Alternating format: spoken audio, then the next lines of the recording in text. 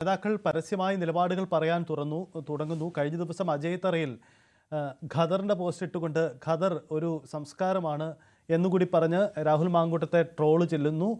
ചില പരോക്ഷ വിമർശനങ്ങൾ നടത്തുന്നു. ചിലർ പരസ്യ പ്രതികരണങ്ങളുമായിട്ട് വരുന്നു. എന്തായാലും രാഹുലിൻ്റെ രാജിയിലേക്ക് തന്നെ കാര്യങ്ങൾ നീളുകയാണ്. ഇപ്പോൾ രാഹുൽ അടൂരിലാണുള്ളത്. ഒരുപക്ഷേ ഈ രാജി തീരുമാനത്തിൽ വ്യക്തത ഉണ്ടാവാതെ അടൂരിൽ നിന്നും രാഹുൽ മാങ്കൂട്ടത്തിൻ്റെ ഒരു മാറ്റം ഉണ്ടാവാൻ സാധ്യതയില്ല. ഇന്നലെ തലസ്ഥാനത്തേക്ക് രാഹുൽ വരുന്നു എന്ന ചില വാർത്തകൾ ഉണ്ടായിരുന്നു.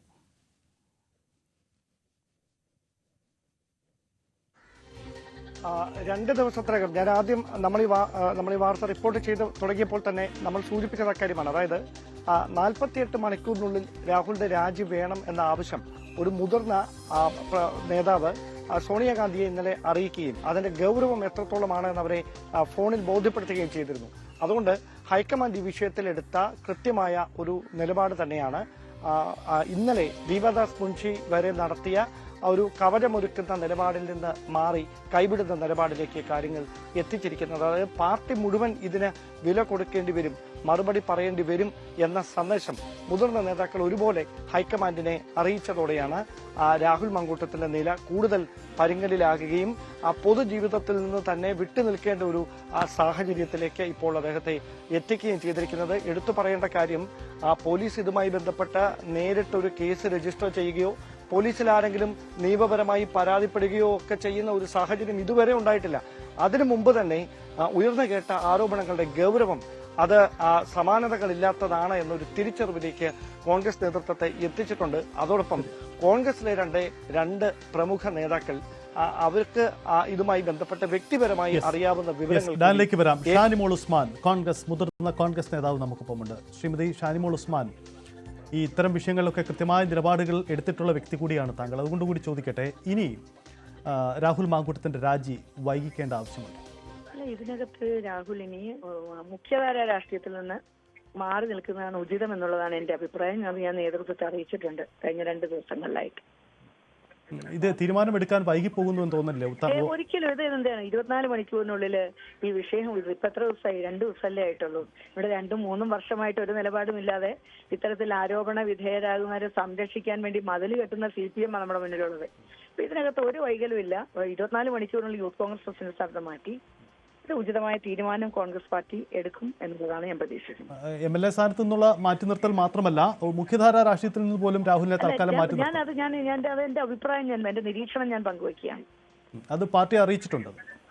തീർച്ചയായിട്ടും.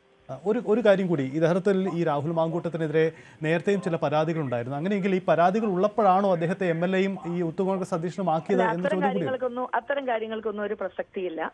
ഇപ്പോ ഇത് പൊതു മനസാക്ഷിയെ ബാധിക്കുന്ന ഒരു പ്രശ്നമായി, അല്ലെങ്കിൽ സ്ത്രീകളെ ആശങ്കപ്പെടുന്ന ഒരു വിഷയമായിട്ട് ഇതിപ്പോ ചർച്ച ചെയ്യപ്പെടുമ്പോൾ നമ്മൾ ഇതിനാണ് പ്രസക്തി. ബാക്കി കാര്യങ്ങൾ പോസ്റ്റ്മോർട്ടം നടത്താനൊന്നും ഞാനില്ല. വളരെ നന്ദി. ഷാനിമോൾ ഉസ്മാൻ, വ്യക്തമായ നിലപാടാണ്. നേരത്തെ സൂചിപ്പിച്ചതുപോലെ ഷാനിമോൾ ഉസ്മാനെ പോലെയുള്ളവർ കൃത്യമായി കാര്യങ്ങൾ പറഞ്ഞ് പുറത്തേക്ക് വരികയാണ്. ഡാൻ കേട്ട് കാണും ഷാനിമോൾ ഉസ്മാന്റെ നിലപാട്. MLA സ്ഥാനത്തു നിന്നുള്ള രാജി മാത്രമല്ല, തൽക്കാലമെങ്കിലും മുഖ്യധാരാ രാഷ്ട്രീയത്തിൽ നിന്ന് രാഹുലിനെ മാറ്റി നിർത്തണം, അത് കോൺഗ്രസിന് നിലപാടിന് വേണ്ടിയാണ് എന്നുകൂടി ഷാനിമോൾ ഉസ്മാൻ പറയുന്നു. അങ്ങനെയെങ്കിൽ ഇതൊരു പരസ്യ നിലപാടാണ്. കൂടുതൽ ആളുകൾ ഈ നിലപാടുകൾ സ്വീകരിച്ചിട്ടുണ്ടാവും. ഇനി അവശേഷിക്കുന്ന നടപടിക്രമങ്ങൾ എന്തൊക്കെയാണ്? കോൺഗ്രസിൻ്റെ ഈ ആലോചനയിൽ പ്രധാനപ്പെട്ടത് സംസ്ഥാനത്തെ കൂടിയാലോചനയും അതിനുശേഷം ഹൈക്കമാൻഡിൻ്റെ തീരുമാനം കൂടിയാണ്. അങ്ങനെയെങ്കിൽ തീരുമാനം ഒരുപക്ഷെ ഇന്ന് തന്നെ ഉണ്ടാവില്ലേ ഡാൻ?